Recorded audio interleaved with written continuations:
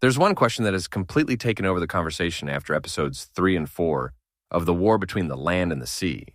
Not the war, not Severance, not even who's really pulling the strings. It's this.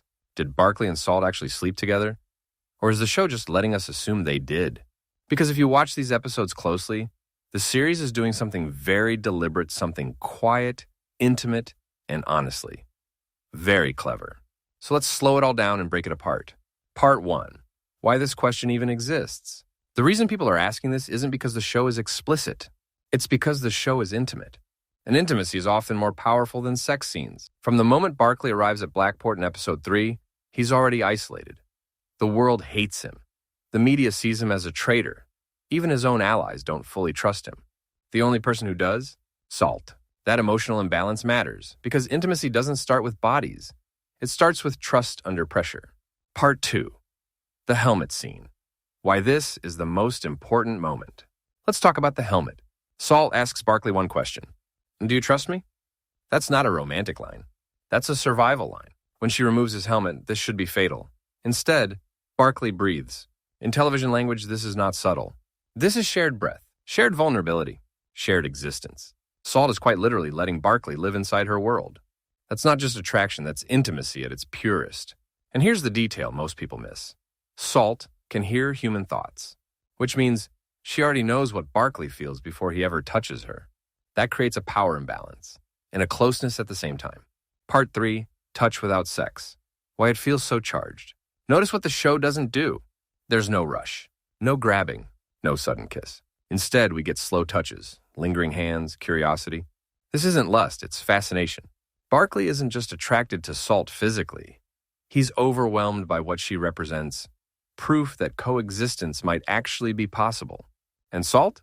She's fascinated by a human who doesn't fear her. That kind of connection doesn't need sex to feel sexual. Part 4. The explosion love interrupted by war. Just as this bond forms, it's violently interrupted. Ted's gift isn't diplomacy, it's genocide. When Barclay throws himself over Salt to protect her, that's not instinct. That's a choice. He chooses her over humanity in that moment. And the consequence is devastating. Everyone else dies. If this were a romance story, this would be the moment where the relationship becomes irreversible. Part 5, Episode 4, When It Turns Physical. Episode 4 opens with something important. Salt and Barclay escape together kissing. Not a confused kiss. Not a desperate one. A mutual, intentional kiss. This is the first time the show confirms physical desire. From this point on, they are no longer just allies. They are a couple in hiding. Part 6. The hiding scenes implied intimacy. Now let's talk about the scenes that cause the most debate. They're alone, cut off from both worlds, emotionally raw. Salt touches glass with wonder. Barclay watches her like she's fragile, even though she's the most powerful being in the room. These are classic post-intimacy scenes. Not post-sex necessarily, but post-connection. The show fades out instead of showing anything explicit. And that's intentional. Because what Salt reveals next matters more than sex. She tells Barclay that if she returns to the ocean, she will be exiled forced to swim alone forever. That's not something you confess to someone you just met. That's something you tell someone you trust with your future. Part 7. Why the show doesn't confirm sex. Here's the real reason the show avoids confirming it. Salt isn't just a character. She's a symbol. If the show confirms sex too early, their relationship becomes about romance. First, instead of unity across species, by keeping it ambiguous, the writers let the audience project their own interpretation. And that's why the debate exists. Part 8. So did they or didn't they? Let's be precise. On-screen sex? No. Confirmed off-screen sex? No. Intentional romantic and sexual intimacy? Absolutely.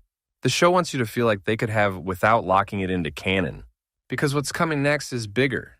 Part 9. Why this matters for the war. If Barclay and Salt do eventually sleep together, it won't just be romantic. It will be political. A human and a Homo Aqua choosing each other in a world demanding extermination? That's revolutionary. That's dangerous. That's why the show is taking its time. Thank you for watching.